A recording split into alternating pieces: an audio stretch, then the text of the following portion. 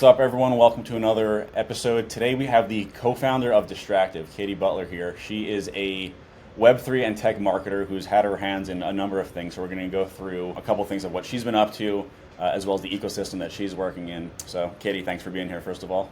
Yeah, so glad to be here. All right, so let's dive right into it. Before we get into like the nitty gritty of what I want to discuss regarding the pros and cons of Web3 marketing, KPIs, things like that, I'd love to just hear a little bit about your background and kind of what you've been up to the past 5-10 years. Yeah, for sure. So I got my start in startup marketing in various capacities. I used to refer to myself as like a marketing chameleon, just for my tendency to kind of bounce around between industries. I've worked in visual effects software. I've worked in IT. I've marketed security software to security professionals, to developers, all sorts of stuff. But the steady drumbeat really kind of was around this tech marketing piece. And I found early on, I love marketing to developers. It sounds strange for someone who's not, got a technical background, because I don't. But I always found that they're some of the most loyal people. And so I sort of gravitated to that, and lo and behold, fell into this Web3 kind of ecosystem, and I have not turned back. So for the last 4 years, I've been working on helping build and market the Moonbeam network. Cool. What originally attracted you to Moonbeam? Well, it didn't exist before I started. So I actually started at PureStake focused on API tools. And even, in the early days, I think what attracted me to PureStake was kind of this idea that like, we don't know what the opportunity is going to be. We just know that there is one, and we're actively looking to find it. And so in those early days, we were evaluating the market, trying to figure out where there's an opportunity, both from a tech perspective and a business opportunity. And so we sort of settled on Polkadot. We settled on this gap with how hard it is to build an application in the Polkadot ecosystem. And we were one of the first, if not the first, network to focus on, well, can we bring this EVM style to a new format, to basically a different kind of underlying framework, which in this case is called Substrate. And so that's what we did. We were kind of the first ones to do that. And I, at the time it was pragmatic. It was, there seems to be a gap here. But it eventually became something that I think a lot of people have emulated as a new approach to having some consistency in the way that we build applications. Yeah, I realize we should probably take it a step back, because there's probably, I think most people are familiar with Moonbeam, or at least have heard of it, but there's probably a decent amount of listeners that aren't overly familiar with it. So can you kind of explain what Moonbeam is, I guess, in simpler terms? Sure. Moonbeam is a platform where you build applications. And so when we talk about things like this EVM piece that I mentioned, really all that means is we've taken the most popular way to build applications, which today is in an Ethereum style environment, and made that possible in a new environment, which in this case is Polkadot. But when it comes down to it, really all Moonbeam is like a developer-friendly platform that lets you easily build applications that interact with many blockchains all at once. What is the main, I guess, draw? I mean, you on the marketing side, I'm sure you've bounced around a ton of different ways of like positioning this to different people. What is kind of the message, I guess, that you're putting out as far as what Moonbeam is and why someone should, use it? Well, it's something we're working on actively now. I think you'll see it stretch and grow this year in particular. But I think there's really two things to focus on. The first is for users. Like, why is anyone who wants to use an application going to care about where it's built? And from our perspective, really what we help enable is bringing the user expectation back up to where people want it to be, right? You've gotten used to the clunkiness of Web3 and having to bounce between Ethereum and Avalanche and Moonbeam and all these other networks to complete a transaction. What if you didn't need to do that? And so that's really what we're working on solving, is making that user experience meet the bare minimum for what it should be. And from a developer perspective, really all we want to do is give them all the tools they need and get out of the way. And so our messaging really centers around the idea that we've sort of like created this environment with access to the most tools and the most certainly cross-chain resources on any chain. And that's kind of become our hallmark feature when it comes to builders coming to Moonbeam. Got it. Yeah, I'm noticing now the Moonbeam neon sign in your background. That's pretty cool. I know, I should have lit it up. I didn't think about that. I wasn't on top of it today. Next time. So right now, as far as Moonbeam's like growth goals, is it primarily focused on building out the developer and builder community? I would say what I'm advocating for is focus rather than really going after numbers, right? Because I think probably most marketers are seeing what I'm seeing, which is that things have quieted down in the bear market. And so it's a really good time to focus on sort of the essentials. And what I'm hoping we can do is, instead of trying to do lots of things a little bit, we can instead try to focus that on a couple core things that we think will really help improve. So what we're working on right now is identifying where are the use cases that we can really kind of double down to make the most impact. And yes, that ends up essentially being a way to build, to increase the number of builders in the space, but we're trying to kind of not cherry pick, but like have a little bit of strategy and focus with how we approach those builders. Yeah, and that's actually a whole different topic. So like Web3 marketing, for a while was very niche. You know what I mean? It was very few people building in the Web3 space, and there was, there was tokens and there was exchanges, and there like wasn't a whole lot more to it. We didn't have NFTs and DeFi and all these different things. And in the process of me running an agency, and I imagine you and your marketing history, marketing to developers is a totally different ballgame. It's the way you go after someone who's going to use a DeFi system or buy an NFT or use an exchange is totally different than someone who's going to actually build on your blockchain. So I'm curious, what have you found successful? What have you found not successful? Walk me through that a little bit if you can. Yeah, I mean, the learnings that I took from the Web 2 space and brought into the Web 3 space for developers are really just two things. Like, one, they will be the first to tell you that they hate marketing, but they don't really, they just hate bad marketing. And don't we all, but they're just a little more vocal about it. And the second is, if you can win a developer's trust, if you can win sort of their loyalty, they will forever be allegiant to your brand. Like, it's one of those things where you'll hear someone say they hate marketing at the same time holding a laptop with the Octocat across the back. Like, it's one of those things where there's sort of a duality here that you have to wrestle with. But I've sort of taken those things and blended them into what we do. And so our focus has always been valuable content, both from a technical perspective, but also a non-technical perspective. It's not just about your doc site. It's not just about diving into the what's what from a technical perspective, but helping people understand why things are important and understanding it quickly so they can move on with their life. And the second piece is trust, doing what you say you're going to do again and again and again. And I cannot emphasize enough how much that has really helped Moonbeam, at least for our particular community and ecosystem, build trust that we're at least going to do the things that we say that we're going to do in a hopefully fairly buttoned up way, so that you can rely on not just the technology that we create, but of course this world that we're building. Got it.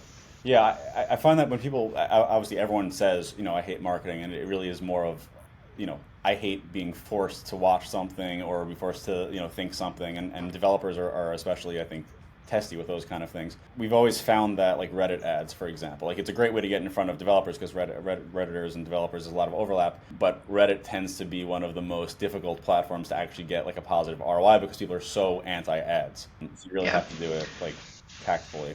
I would say too, there's lots of things that are available in the Web 2 world that haven't yet come over to the Web 3 world. So one of my favorite advertising platforms is Cooper Press, which, shout out to Cooper Press if anyone can ever manage to get an ad secured there. So that's a series of newsletters, extremely content focused, and they cater to this niche of developer who likes to always be on the cutting edge, likes to know a little bit more than everyone else. They're actively seeking new information. And so what they do is let you kind of place an ad with your content that hopefully is good and relevant and, provides value back within this essentially set of links, which isn't that different from Pointer and some of these other newsletters. But we don't really have that in Web3, right? We don't have a Web3 developer newsletter that we can roll an ad to. And we certainly don't have ads that have, or ad placements that have any real value in newsletters that I've seen. It's usually your display ad at top and bottom, but not anything that gets a real click-through rate. But just to give you a sense, these ads that I have run in the past in Cooper Press, I think, I had 2,600 clicks from a 70,000 person newsletter list. And of those clicks, a 7% conversion rate to try my product, which with one ad is a pretty powerful return on investment. So you look at that kind of dynamic and the tools that are available to Web 2 developers that just aren't available in Web 3 yet. Yeah. There's also an interesting component to marketing to developers and just building out ecosystems, especially in the Web 3 spaces. I find there's a very thin line between biz dev and marketing in that space, because there's a lot someone might call hosting a hackathon biz dev, someone might call it marketing. I guess in your role, how much do you feel is pure acquisition of new people versus like fostering this like kind of community through things like building partnerships or what most people would probably call biz dev? So we have even more nuance. We have biz dev, marketing, and also developer relations, which doesn't sit under any of those three or any of the other two buckets. And so developer relations in some senses they own things like hackathons, and we of course help promote them. So there's some nuance there, allows for the division of responsibility. But in terms of like how my team spends time, I would say we spend an inordinate amount of time marketing to our ecosystem and helping our community both interact with each other and kind of engage at a better level. So we don't spend enough time, I don't think, trying to grow the platform, trying to grow Moonbeam. And that's sort of where I'm hoping to shift our efforts this year to be able to sort of find ways for us to focus on the most important parts of community engagement and then open up some of our time to go bigger and to start talking to new people who don't know very much about Moonbeam yet. Yeah, I personally think you're doing it the right way because the builders will create the ecosystem, which is what is then needed to attract the users. So going after users without a fully built out ecosystem is probably backwards. At the same time, though, I could imagine that as a marketer, I see firsthand how when you have to report to someone that is really just focused on the bottom line or focused on something that doesn't directly see like the immediate results of marketing, it can be kind of frustrating to them, and then to them, kind of communicate it to them. Focusing on builders is a slow grind oftentimes, I've found. And it's the kind of thing where like once you get the builders on, you then have to wait for them to kind of build the thing, which can take a long time as well before you really see the benefit to the ecosystem. I'm curious if you've experienced anything like that. Yeah, oh, for sure. Like we spent so Moonbeam launched in full January 2022. And then about mid-year last year, we got sort of the first batch of just infrastructure deployed, right? We had Chainlink deploy, I think, in June. And so at that point, you had really some meaningful number of tools, if not all the tools you needed to deploy. And that's when we were able to kind of like initiate the builders. But you're right, like depending on what you're building, it can take a really long time, especially if you're doing it the right way, if you're getting all of the security audits that you should be getting. If you're, working on a game, there's usually a lot of work trying to just figure out what exactly it's going to look like, nonetheless deploy graphics and get all of that stuff built. So it can take a long time. I think we're all a little spoiled in this space by the idea of like copying and pasting from the Ethereum ecosystem, which I hope we've proven like isn't really a strategy. It's just sort of like a way to have the same thing in many places. But, our view of the world, and this is like the kind of concept that we call a connected contract, but our view of the world is that like it doesn't really make sense to have these clones of things in lots of different places. Most people expect like one cohesive application that you can kind of use regardless of what the stuff is that's happening behind the scenes.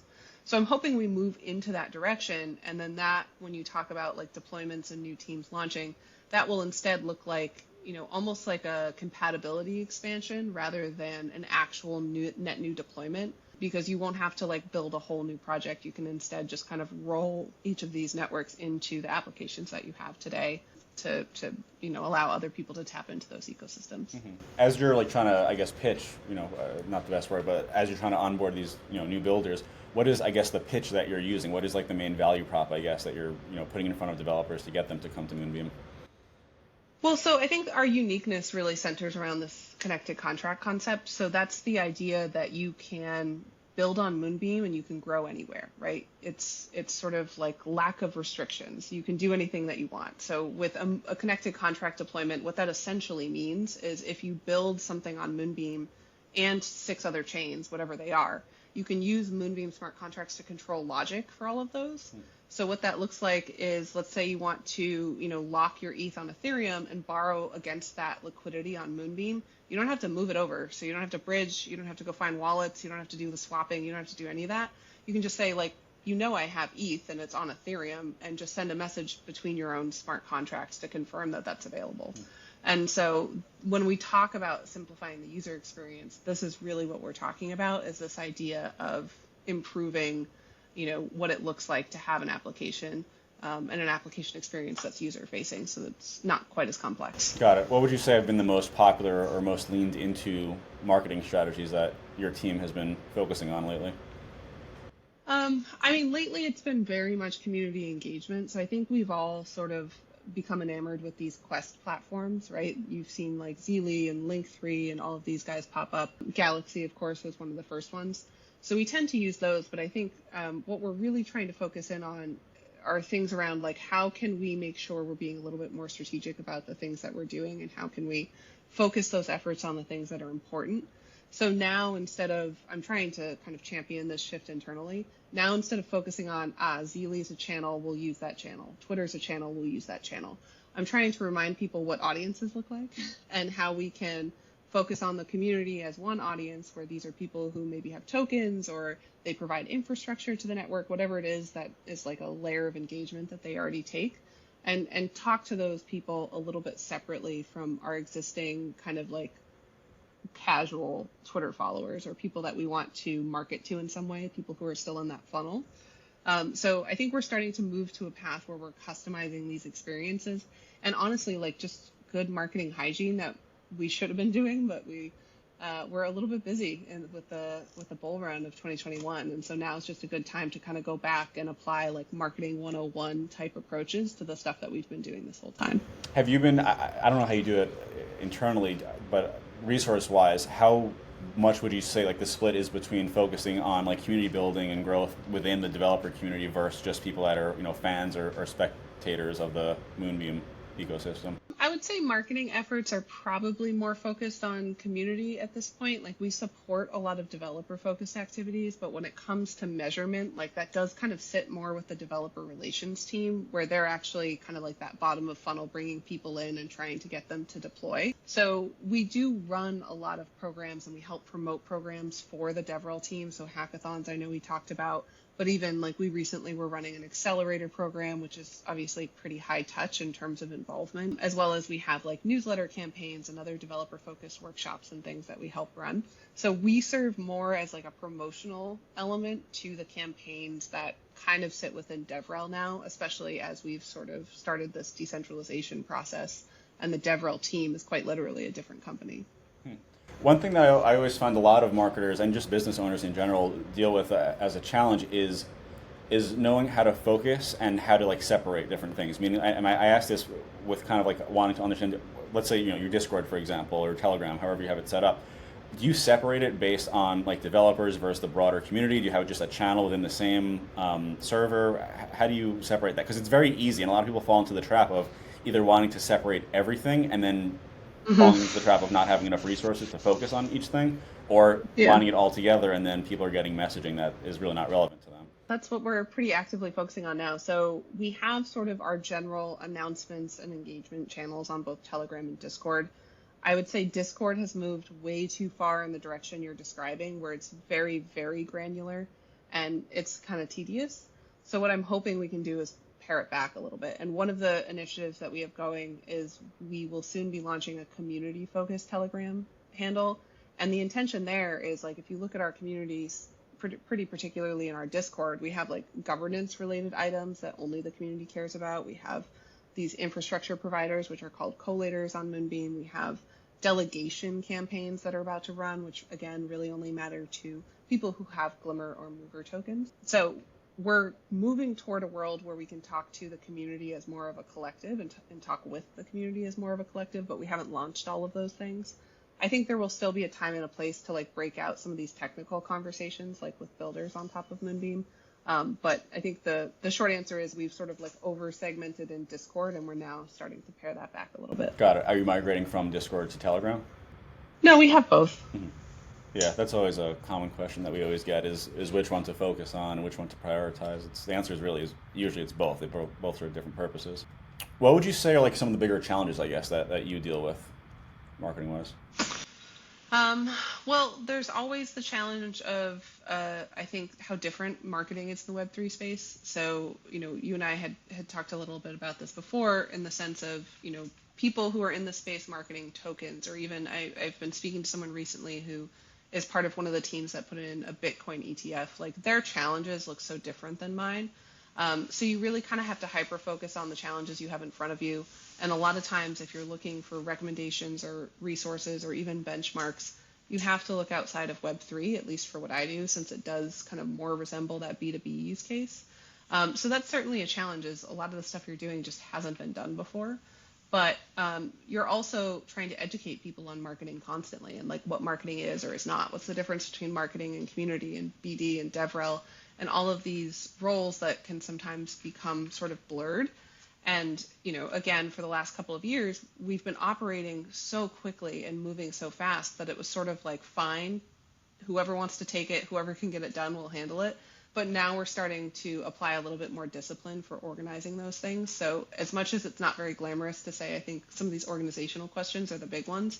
I think that's really what we're working on right now, which will hopefully result in more efficient and smarter marketing efforts. Yeah, it's very, like we were saying before, it's the segmentation within Web3 itself, as far as like what different product classes look like and how those get marketed, is so, I think, unique to the Web3 space. Like when you, let's say, market like a tech product or a SaaS product, like a CRM will market not totally different from like a project management tool or something like that, but like a DeFi project will market so different from an NFT product. It's a totally different ballgame, and you need like a specialist that kind of focuses on just that, which is it's just interesting because all this stuff didn't exist like 2-3 years ago.